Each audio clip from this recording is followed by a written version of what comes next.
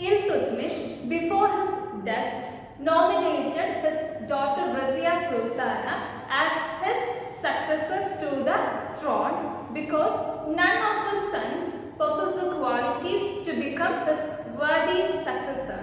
However, the nobles refused to be ruled by a woman ruler, raised the son of Iltutmish, Ruknuddin, to the throne. But Ruknuddin proved to be unworthy of their trust. Therefore, nobles had to remove Ruknuddin from the throne and allow Razia to occupy the throne in 1236 CE. Like Iltutmish, Razia was a wise and able ruler. She managed to end the chaos and also she established law and order in the empire. She led army in wars. She also took action against corrupt nobles, which resulted in enmity of nobles towards Razia. She had a favor for a slave called Yaqut, and also the nobles were reluctant to accept Razia as a ruler because of the reason that she was a woman.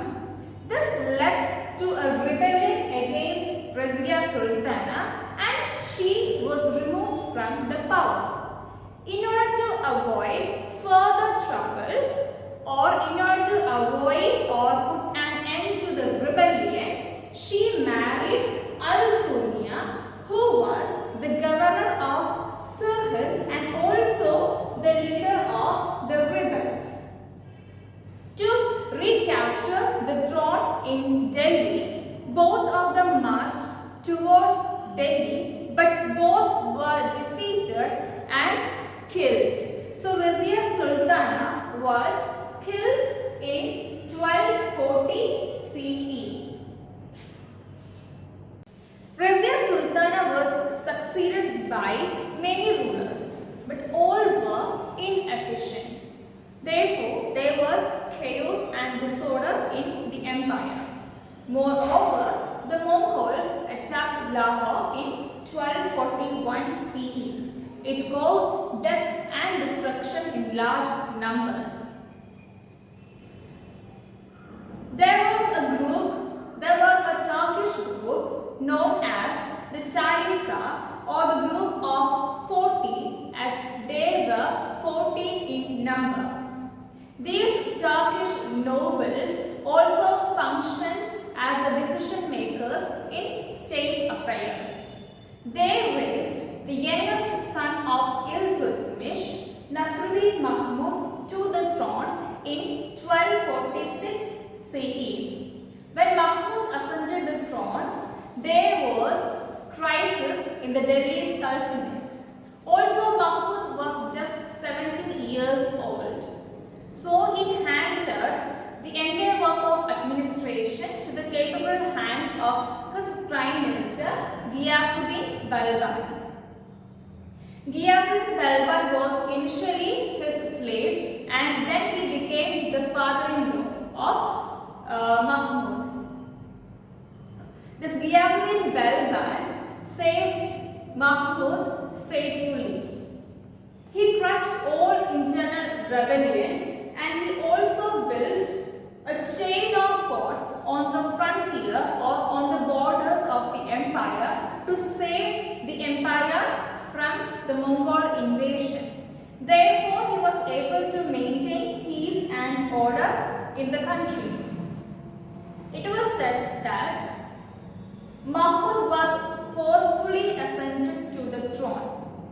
He was not interested in ruling, so he spent most of his time in praying and copying the Quran.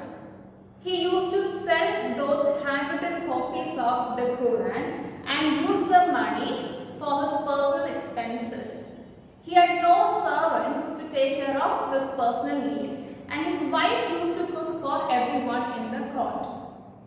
And Mahmud also had no children to become his heir or to become his successor. And in 1266 CE, Nasruddin Mahmud died. After the death of Nasruddin Mahmud, his prime minister Ghiyasuddin Balban ascended the throne as Nasruddin Mahmud didn't have any son to become his successor. So, this Ghiyasuddin Balban served as the prime minister of Mahmud for 20 years and then as a sultan for the next 20 years. When Balban ascended the throne, there were so many difficulties and chaos in the empire. So, some of the difficulties that were faced by Balban were the reluctance of the group of Turkish nobles known as the Chalisa or the group of 40, because Balban was originally a slave. So they refused to accept him as their ruler.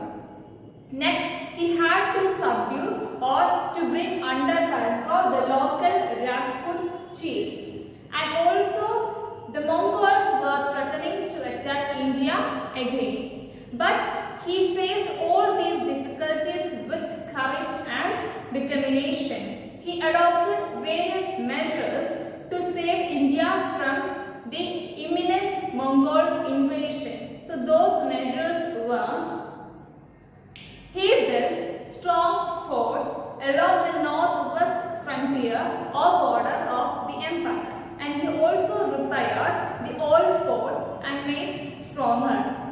He also appointed his son as the governor of Multan. So in this ways, he protected India from the attack of Mongols. And he had a very well and organized spy system. He had a very strong and well organized spy system, and he also placed secret reporters and news writers in every department. He also banned wine and gambling in the empire. Balban also kept ready strong and well-equipped forces or army on the frontier. He also adopted blood and iron policy to control the rebels and the nobles.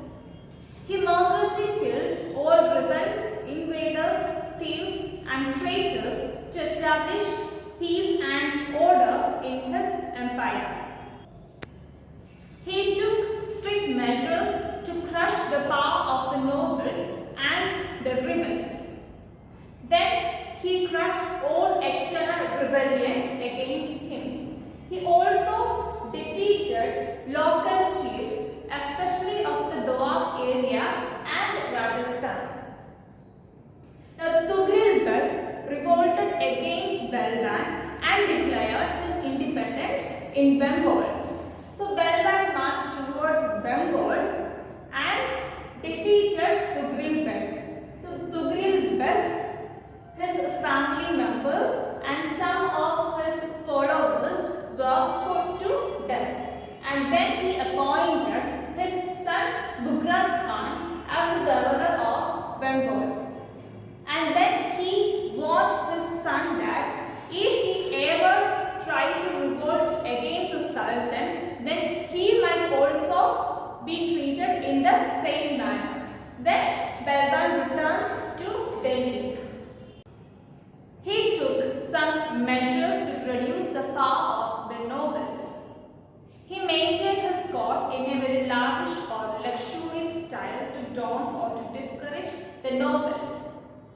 Strict court discipline was ordered. Nobles had to stand silently in the court. They had to kneel down and touch the ground with their forehead in salutation to the Sultan. This custom was called Sijda. But this custom was against the Muslim law. According to Islam, all men are equal and Sijda should be performed only in front of God. Balban wanted to establish his theory in the divine right of kingship. It meant kings are the representatives of God on earth and all had to obey the king. But this was against the rule of Islam because Islam preached brotherhood equality. So during the time of Balban, there was absolute monarchy. But Balban was a very successful ruler of the slave dynasty. He cleared forests and made roads safer, and trade and agriculture improved during his time.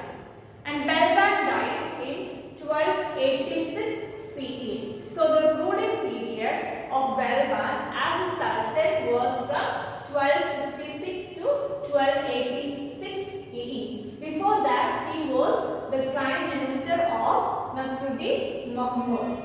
After the death of Balban, the slave dynasty collapsed like a house of cards soon afterwards, and all the successors of Balban were inefficient.